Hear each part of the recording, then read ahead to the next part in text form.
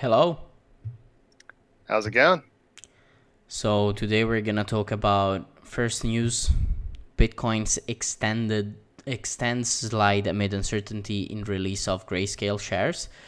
So it looks like there's a lot of fear connected with the Grayscale unlock. People are fearing that there's gonna be a big dump coming up after this unlock.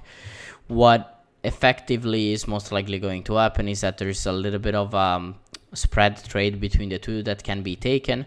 So the move down would actually happen most likely before the unlock and not after the unlock, because after the unlock you will have people that took the spread trade covering their basically short and long.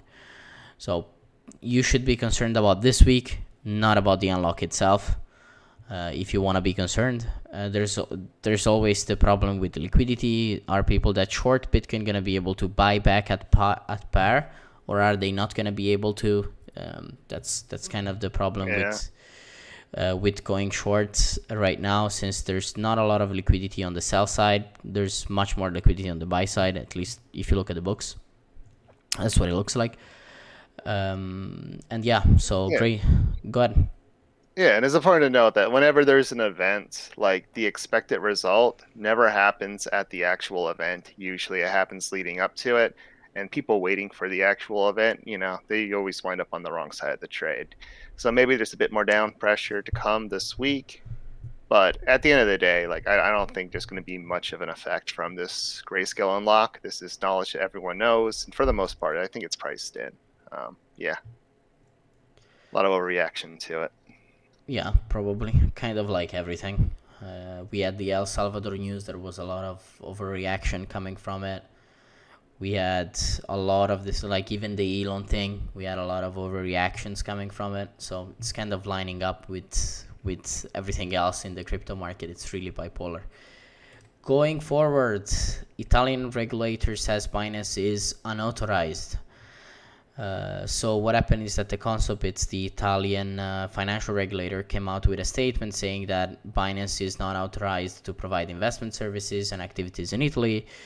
So basically, Italians are kind of warned to not use Binance. As of it is right now, there's no really consequences yet for you using Binance. You just know that it's not regulated and it's unauthorized to operate in Italy, and you should be careful with what you do. That's kind of the statement coming out from them. But no ban, no nothing, at least not yet.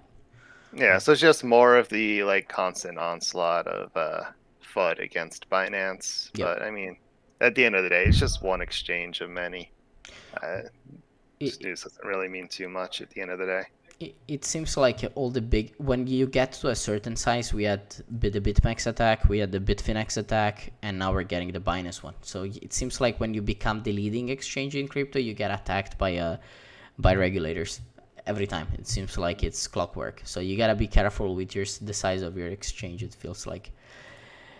Going forward, the Bitcoin network node count sets a new all-time high, and this is kind of really what matters in the decentralization of Bitcoin. Having more and more nodes increases the decentralization. Nodes are the ones that are used to actually verify if the rules are followed by the miners. So those are actually the nodes are actually what shows and what matters for the decentralization of Bitcoin. So having more and needing a new all-time high on them, especially not even having an incentive to run them, is quite significant. Well, there's side incentives like privacy, like taking care of your own transactions, but most people just can use other nodes most of the time. So not a lot of people are interested into using nodes, but it's nice to see that the community is coming together to run nodes, and that's good news for Bitcoin overall. What's your take? Hmm. Yeah, it's just we're becoming more and more decentralized. A lot of the big central mining groups in China have been dispersed. They're not back online yet. And yeah, people are coming in to fill in the void, right? Like it's just, yeah, this is a good thing. More decentralization, the better and stronger the network will be. Going forward, Shapeshift will cease to exist as a company. It will be reborn in another shape. And basically this is a bold move. And it seems like Shapeshift is gonna turn itself into a DAO, a decentralized autonomous organization, where the owner of Fox tokens will have complete governance over it. So this is probably not, not the first DAO, but one of the first previously centralized, quote unquote, companies that became fully decentralized, and it's taking the stance. It's definitely interesting, and I'd like to see more companies taking the stance where they become more and more coin-centric, so that the coin itself is a way in which you can own the company. And that's kind of an interesting way for you to have some sort of like a decentralized, not stock market, but a similar approach to a stock, than to just a coin. So it's interesting that big companies and big crypto companies are starting to take this stance. I'd like to see more companies doing it. But what's your take on it?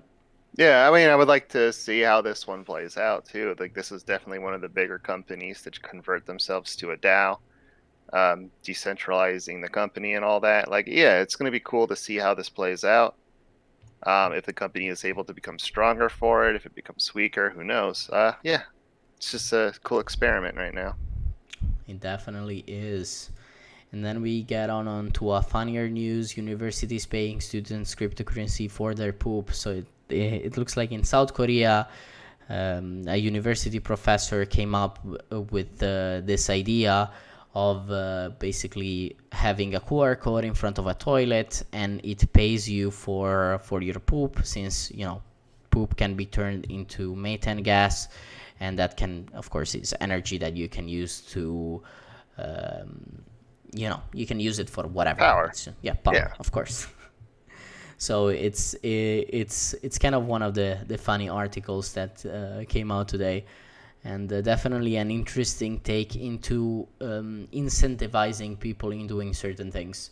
And always, money is always a good incentive to take a little bit more of a step to do something, right?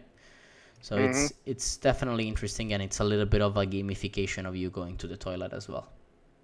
It's funny, but it's kind of cool too. Like, you're taking something that usually is it's a problem. Like, we create all this waste and we have to find a way to like throw it somewhere until it just degrades or whatever. But now, like, let's use it for power. Why not? I mean, they're obviously not going to be able to power the whole university from it. Maybe they can. I don't know. I haven't looked at the numbers. But yeah, it's offsetting whatever other power they're using. So I think it's a good thing. And if this technology, it's successful and grows, that's good for people. And then the fact that they're using cryptocurrency for it, yeah, it's just showing the impact that this market is having, that there's all these different use cases and all these different like great ideas people could use it for. And then you always, maybe in the future we'll run our houses with our poop. Can happen. It's 2021, right? Yeah. Like, who knows what kind of clean energy we're gonna come up with down the line.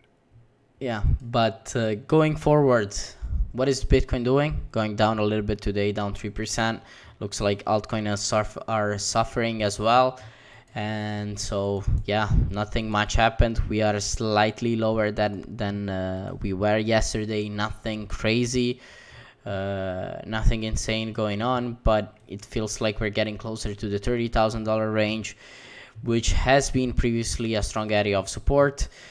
We'll see how this plays out, but as of right now, nothing to get out of bed for sure. It's just, we're just still in the range, right? And yeah, I'm just repeatedly bullish at the bottom and bearish at the top until we break it, and then just trade the trend. Yep. And I guess that's it for today. There's not much to add. I think we covered all the news, and we covered a little bit of the price action. Nothing is really happening, so there's not much to talk about.